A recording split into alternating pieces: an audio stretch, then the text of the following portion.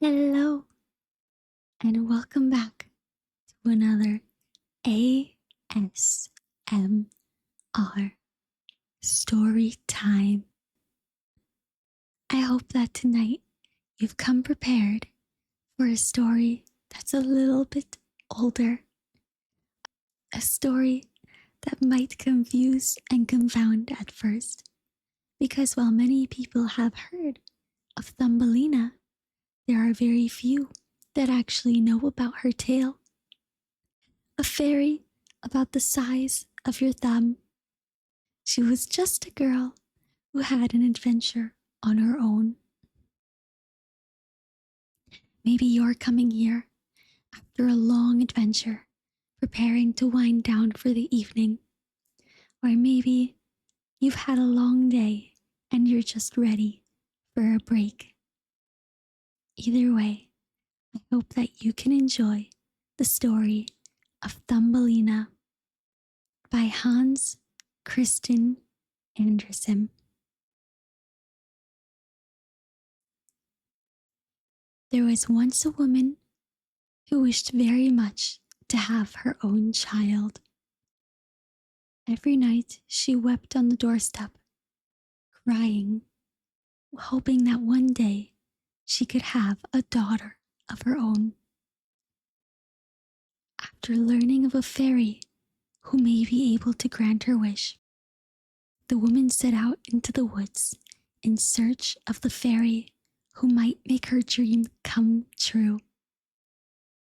At last, after a week of searching and wandering, she came across the fairy, and the woman asked, "I should very much like to have a little girl of my own. Can you tell me where I could find one?" The fairy tilted her head to the side, thinking to herself, "Oh, that can be easily managed," said the fairy. "Open up your hand." And the old woman opened up her palm. The fairy placed what looked like a piece of corn in it. "Here," said the fairy. "This is barley corn. It is not exactly the same sort that grows in the farmer's fields and that the chickens eat. If you put it in a flower pot, you might see something strange happen." The woman closed her palm. Taking the barley corn very gently, she put it into her pocket. "Oh, thank you," said the woman, and she gave the fairy 12 shillings, which was the price of the barley corn. Then she began the trek home and planted it in a flower pot, watering it every day. The barley corn grew up a large, beautiful flower, which looked somewhat like a tulip in appearance, but its leaves were tightly closed, as if it were still a bud. "What a beautiful flower," said the woman, and she kissed the red and golden colored petals. And as she did so, the flower slowly began to open. At last, it looked like a true tulip, but there was something odd about this tulip, for inside of it, upon the green velvet stamens, sat a very delicate and graceful little maiden. She was scarcely half as long as a thumb, and they gave her the name of Little Thumb, or Thumbelina, because she was so small. A walnut shell, elegantly polished with scraps of beautiful fabric, served as her cradle. Her bed was formed of blue violet leaves with a rose leaf for a bedspread. Here she would sleep at night, but during the day she amused herself on a table where the peasant wife had placed a plate full of water. Around the plate were wreaths of flowers with their stems in the water. and upon it floated a large tulip leaf, which served the little one for a boat. Here, Thumbelina would sit and row herself from side to side with two oars made out of white horse hair. It was a very pretty sight. Thumbelina would so often sing softly and sweetly, and nothing like her singing had been heard before.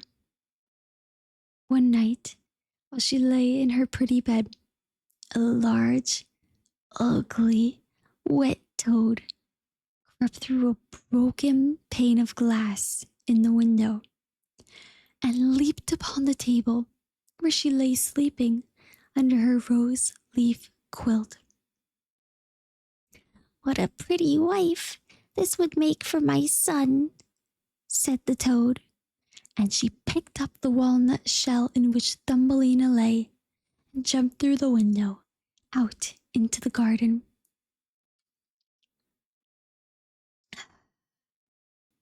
In the swampy margin of a broad stream in the garden lived the toad with her son. He was even uglier than his mother, and when he saw the pretty little maiden in her elegant bed, he could only cry, "Croak, croak, croak." "Shh!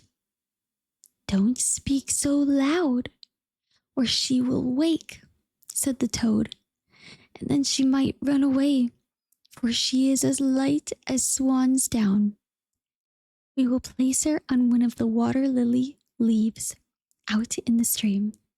It will be like an island to her. She is so light and so small that she cannot escape. And while she is out there, we will make haste and prepare the stateroom under the marsh in which you are to live when you are married."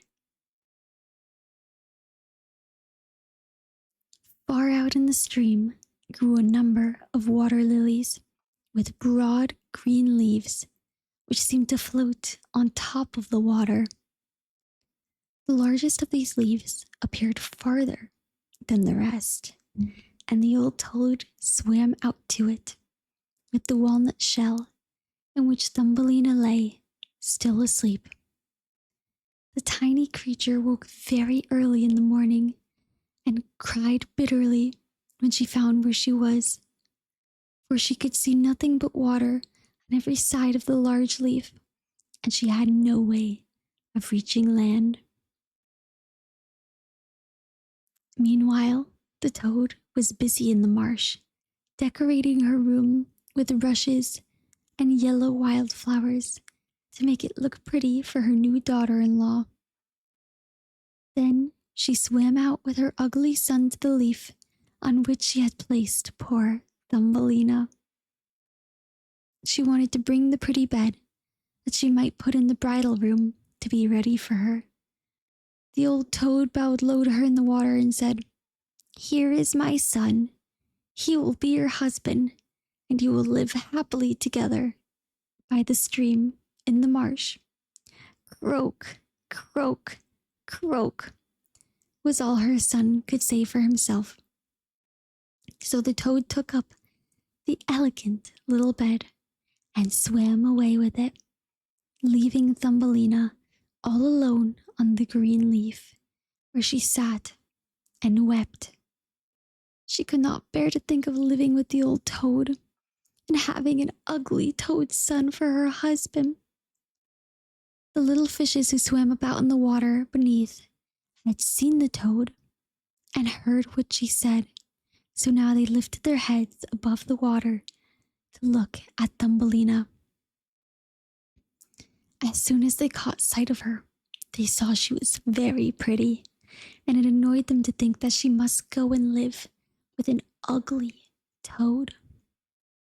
No, glug glug, it must never be. So they gathered together in the water around the green stalk which held the leaf on which Thumbelina stood, and gnawed away at it with their teeth until finally it broke free. Then and the leaf floated down the stream, carrying Thumbelina farther away, out of reach of land. Thumbelina sailed past many towns, and the little birds in the bushes saw her and sang, "Oh, what a lovely creature," they would chirp. The leaf swam farther and farther, till it brought her towards other lands. A graceful little white butterfly constantly fluttered around her, and at last alighted on the leaf. The little maiden pleased him, and she was glad of it, for now the toad could not possibly reach her. And the country through which she sailed was so beautiful, and the sun shone so gently upon the water, it glittered like liquid gold. She took off her girdle and tied one end of it around the butterfly, fastening the other end of the ribbon to a leaf, which now glided much faster than before, taking Thumbelina with it as she stood. Presently, a large beetle flew by, and the moment he caught sight of her, he seized her around her delicate waist with his claws, and flew with her into a tree. The green leaf floated away on the brook, and the butterfly flew with it. He was fastened to it and could not get away. Oh, how frightened Thumbelina felt when the beetle flew with her to the tree.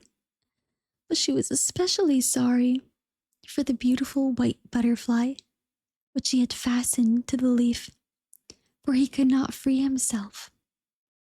But the beetle did not trouble himself about that matter. He seated himself by her side on a large green leaf and gave Thumbelina honey and flowers to eat. He told her she was very pretty, though not in the least like a beetle. After a time, all of the beetles who lived in the tree began to visit Thumbelina. They stared at her, and then the young lady beetles would turn up and they would say, "She's so ugly," while feeling the smoothness of her legs. "She only has 2 legs," said one. "And no feelers," said another. "Her waist is too slim. Pooh, she is like a human being," said a third.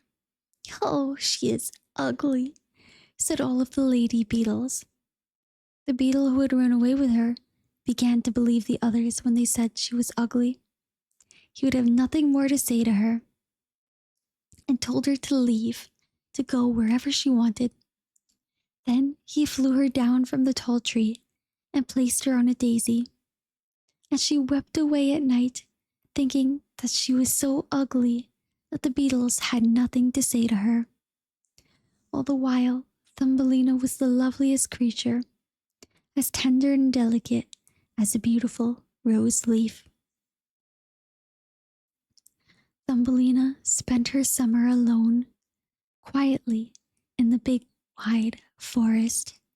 She wove herself a bed with blades of grass and hung it up under a broad leaf to protect herself from any rain. She sucked honeys from the flowers for food and drank the dew from their leaves every morning. So passed the summer, and then the autumn, until finally winter arrived, long and cold.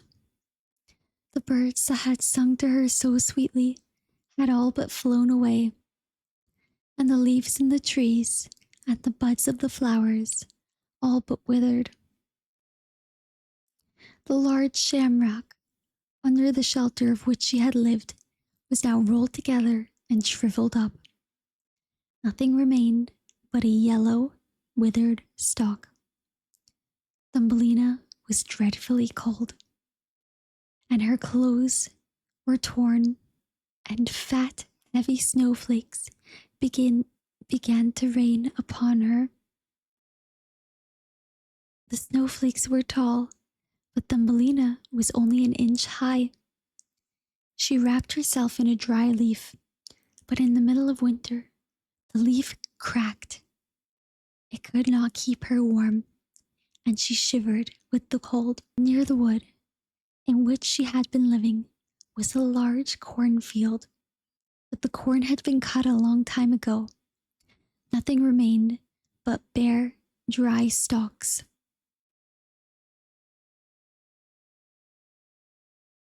Thumbelina struggled. To her, walking through the dead cornfield was like struggling through a large wood. Oh, how she shivered from the cold. She came at last to the field of a mouse, who had a little den under the corn stubble.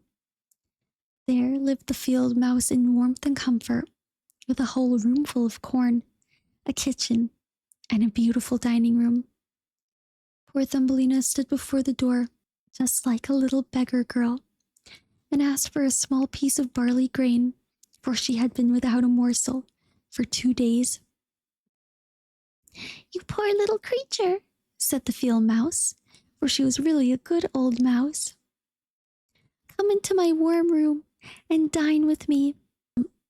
She was pleased with Thumbelina, and so she said, "You are quite welcome to stay with me all winter if you like, but you must keep my rooms clean and neat, and tell me stories, for I shall like to hear them very much." Thumbelina did as the field mouse had asked, and found herself very comfortable. "We shall have a visitor soon," said the field mouse. "My neighbor pays me a visit once a week. He is better off than I am. He has large rooms and wears a beautiful velvet coat. If only you could have him for a husband, you would be well provided for indeed. But he is blind, so you must tell him some of your prettiest stories." Thumbelina did not feel at all interested about this neighbor, for he was a mole. However, he came and paid his visit, dressed in his black velvet coat. "He is rich and very learned, and his house is 20 times larger than mine," said the field mouse. He was rich and learned, no doubt, but he always spoke slightly of the sun and the pretty flowers, because he had never seen them. Thumbelina was obliged to sing to him, and the mole fell in love with her, because she had such a sweet voice. But he said nothing yet, for he was prudent and cautious. A short time before, the mole had dug along a passage under the earth, which led from the house of the field mouse to his own, and here she had permission to walk with Thumbelina whenever she liked. But he warned them not to be alarmed of the sight of a dead bird which laid in the passage. It was a perfect bird, with a beak and feathers, and could not have been dead for long. It was lying just there where the mole had made a passage.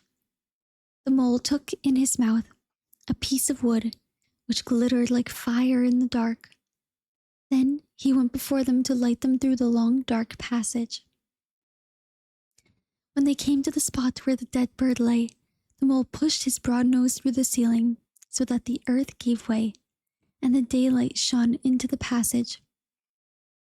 In the middle of the floor lay a swallow, his beautiful wings pulled close to his sides. His feet and feathers were all drawn up. The poor bird had died of the cold. It made Thumbelina so sad to see, for she loved the little birds.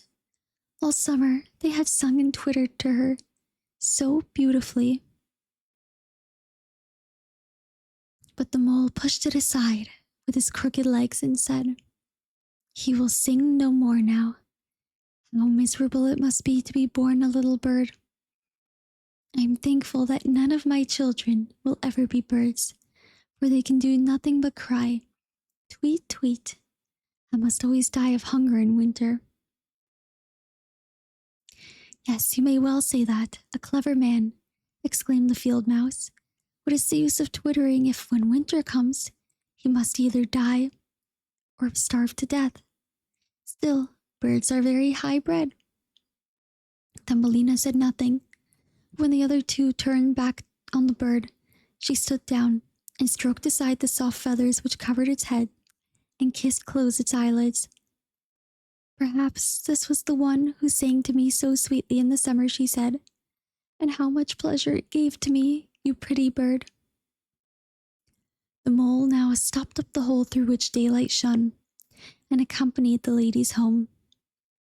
But during the night, Thumbelina could not sleep, so she got out of bed and wove a large, beautiful carpet of hay.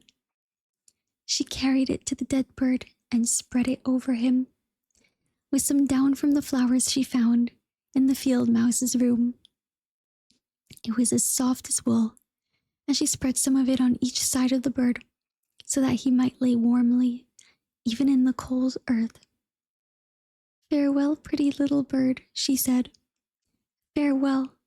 Thank you for your delightful singing during the summer, when all the trees were green and the warm summer sun shone upon us. Then she laid her head on the bird's chest. But she was alarmed, for it seemed something inside of the bird went thump, thump. It was the bird's heart. He was not really dead, only numb from the cold, and the warmth had restored him to life. In autumn, all the swallows fly away to warmer country, but if one happens to linger, the cold seizes it, and it becomes chilled and falls down as if dead. Thumbelina trembled very much, frightened, for the bird was quite large, a great deal larger than herself. But she took courage and laid the wool more thickly over the poor swallow. Then Thumbelina took a leaf, for which she used for her own bedspread, and laid it over its head. The next night, Thumbelina stole again to go see him. He was alive but weak, and could only open his eyes for a moment to look at Thumbelina, who stood by holding a piece of decayed wood in her hand, for she had no other lantern. Thank you, pretty little maiden, said the sick swallow.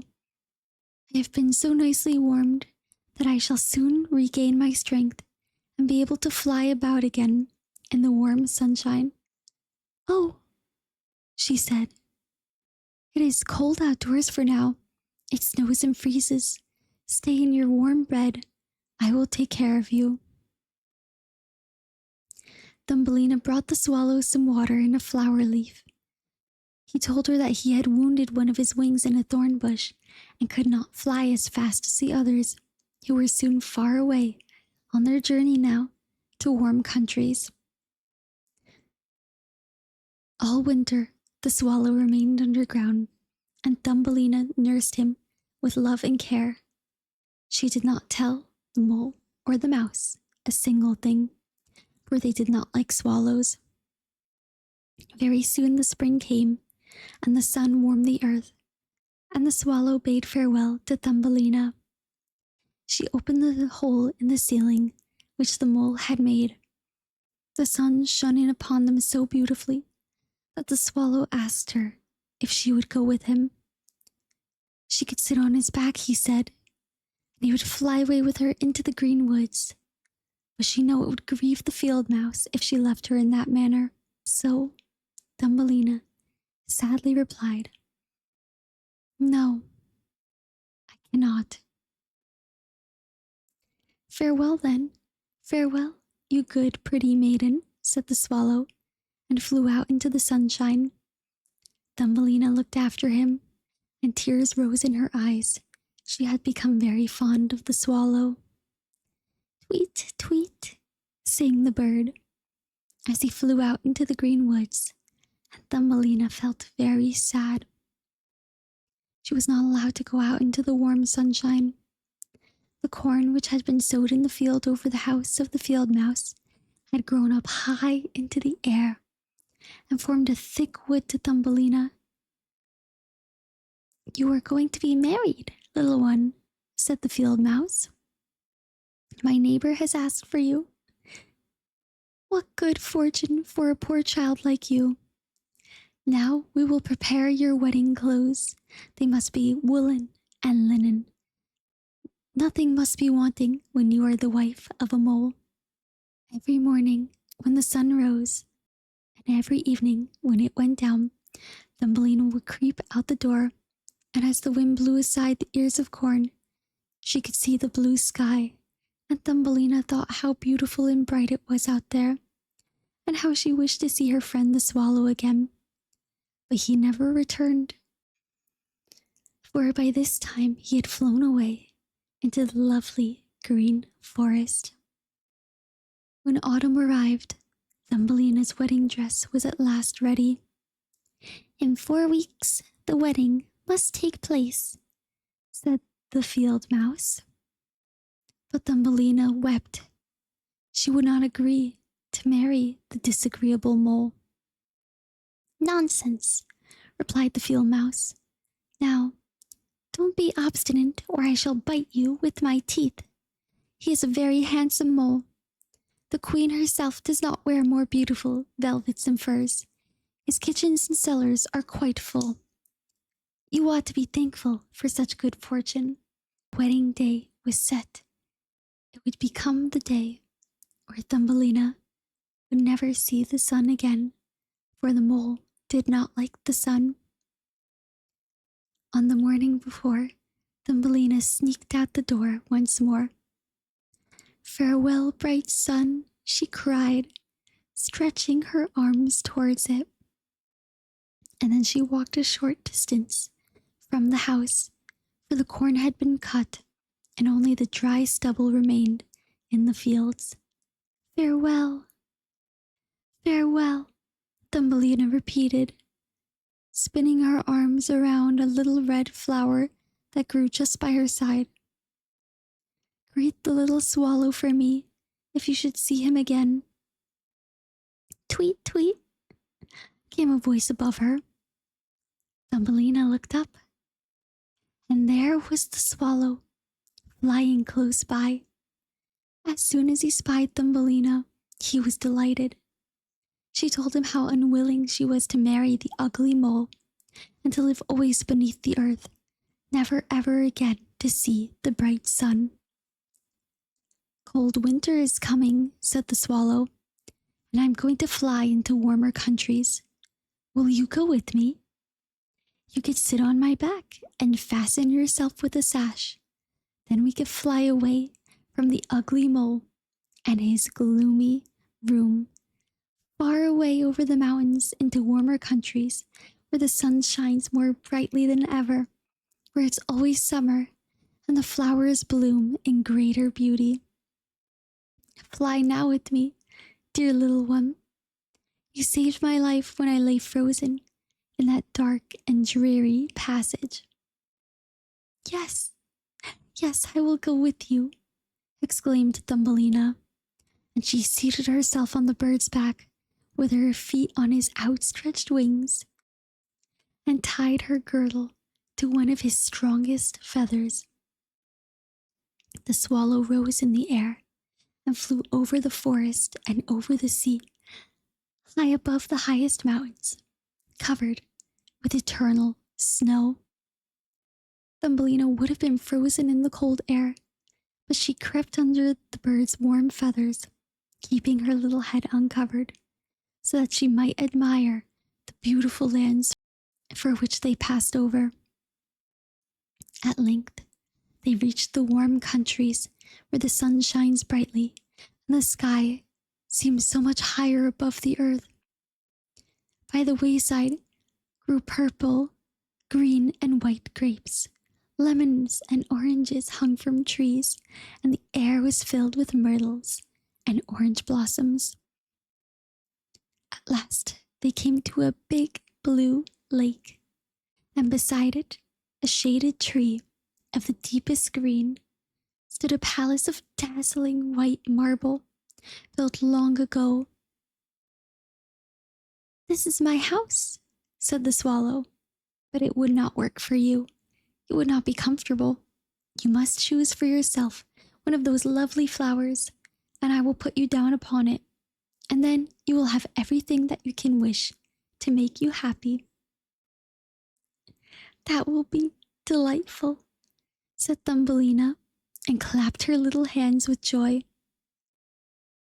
A large marble pillar lay on the ground, which had fallen and broken into 3 pieces. Between these pieces grew the most beautiful large white flowers. So the swallow flew Thumbelina down and placed her on one of the broad leaves. But how surprised she was to see in the middle of the flower a tiny little man, as white and transparent as if he was made of crystal. On his head was a gold crown, and delicate wings on his shoulders, not much larger than she herself. He was the angel of the flower, for a tiny man and a tiny woman lived in every flower, but this was the king of them all. "Oh, how beautiful he is," whispered Thumbelina to the swallow. The little prince was quite frightened of the bird, who was like a giant compared to a delicate creature like himself. But when he saw Thumbelina, he was delighted and thought her the prettiest little maiden he had ever seen. The prince took the golden crown from his head and placed it on hers, and asked her name and if she would be his wife and queen of all the flowers. This certainly was a very different husband from both the toad or the mole, and so Thumbelina said yes to the handsome prince. One by one, the flowers opened, and out of each came a little lady or a tiny lord, all so pretty. It was quite a pleasure to look at. Each of them brought Thumbelina a gift, but the best of all was a pair of beautiful wings which had belonged to a large white dragonfly, and they fastened them onto Thumbelina's shoulders so that she might fly from one flower to the next. There was much celebrating among the little people and the little swallow who sat above them in his nest, and sang the wedding song, which he did as well as he could. But in his heart the swallow felt sadness. He was very fond of Thumbelina and would have liked to never have parted from her again. "You must not be called Thumbelina any more," said the spirit of the flowers to her. "It is an ugly name, and you are so lovely. We will call you Maya." "Farewell, farewell," said the swallow with a heavy heart as he left the warm countries to fly back to Denmark. There he had a nest over the window of a house in which there lived the writer of fairy tales. The swallow sang "Tweet, tweet," and from his song came the story of Thumbelina. The end. What an interesting story. Is this one that you knew? Let me know in the comments below if you've ever heard the story of Thumbelina before. And let me know what kinds of stories you would like me to read next. If you enjoyed this ASMR